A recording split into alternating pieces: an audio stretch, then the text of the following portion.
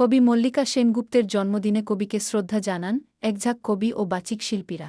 অনুষ্ঠানের সভা মুখ্য অতিথি ছিলেন কবি ও সাহিত্যিক তপন বন্দ্যোপাধ্যায়, প্রধান অতিথি ছিলেন কবি সুবোধ সরকার। বিশেষ অতিথি ছিলেন কবি দেবেন্দ্র কুমার দেবেশসহ একঝাঁক কবি ও বাচিক শিল্পীরা।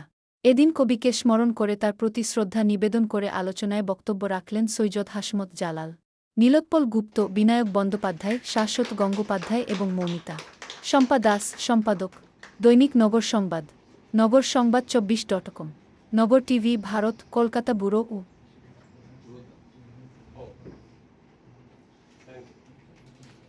আমরা আবার শাশ্বতর কথার মধ্যে ফিরে যাচ্ছি।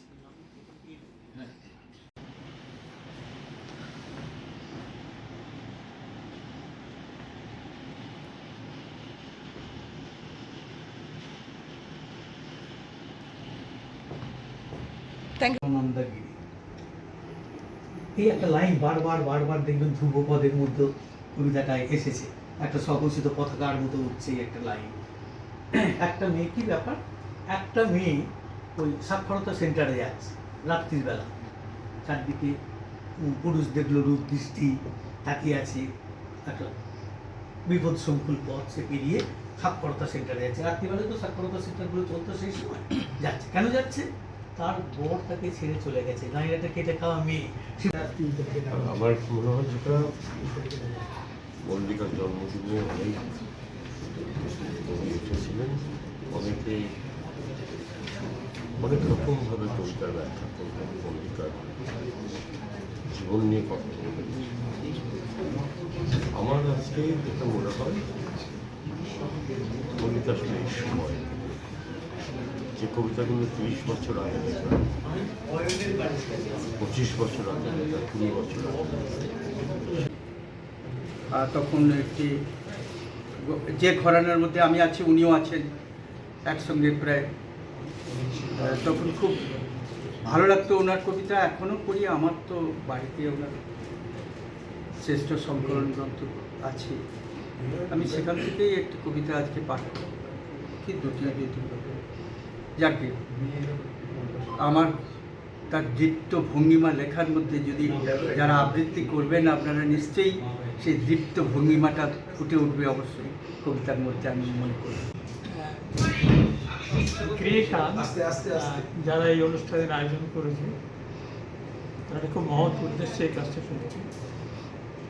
তারা বলছে যে 80-র দশকে যেসব কবি আমাদের ছেড়ে চলে গেছে তাদের নিয়ে এক একটি সন্ধ্যা উদযাপন করবে, এবং যাতে সেই কবি আমাদের মধ্যে আছেন এবং থাকেন এবং থাকবেন।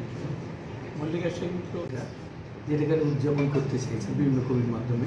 প্রথম শুরু হচ্ছে মল্লিকা সেনগুপ্তকে দিয়ে। সেই 80-র দশকটা অত্যন্ত গুরুত্বপূর্ণ একটা দশক এই জন্যেই, বিশেষ করে মল্লিকা সেনগুপ্তের পরিপ্রেক্ষিতে নারীবাদ বলে, নারীর অধিকার নিয়ে যে সমস্ত কথাগুলো উঠে এসেছিল না, সেটা তো অনেক আগের কথা, প্রায় 50-এর দশকের কথা, বা ইউরোপে এই নিয়ে কথা হচ্ছিল। সেইটার অধিকার সব থেকে বেশি এসে পৌঁছেছিল আমাদের কাছে 80-র দশকের কবিতা, এবং যার কবিতার মধ্যে ছিল সব থেকে বেশি এসেছিল সেটা হচ্ছে মল্লিকা সেনগুপ্ত। এবং যে দৃঢ় ভাষায় তিনি এটা প্রকাশ করেছিলেন, সেই জন্য উদ্যোগ আমি দ্য ক্রিয়েশনের সৌমিত বসুকে এবং এই অনুষ্ঠানের সঙ্গে সংশ্লিষ্ট সকলকে আমার কৃতজ্ঞতা জানাই। মল্লিকাদি এমনই একজন কবি, এমনই একটি কণ্ঠস্বর বাংলা কবিতার, যা পুরনো সোনার মতো চিরনতুন, যা যত দিন যাবে পুরনো হবে না, বরং তার দাম আরও বাড়বে।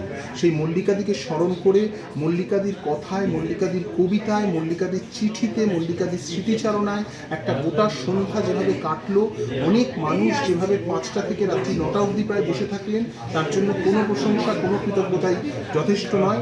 আমি এই অনুষ্ঠানের প্রাণপুরুষ যিনি সৌমিত বসু, তাকে অনুরোধ করব। সৌমিত বসু দ্য ক্রিয়েশনের একজন। আমরা ভেবেছিলাম যে একটা সময় 8-এর দশক, সেই সময়টা নিজের পায়ে ভর দিয়ে উঠে দাঁড়ানোর দশক।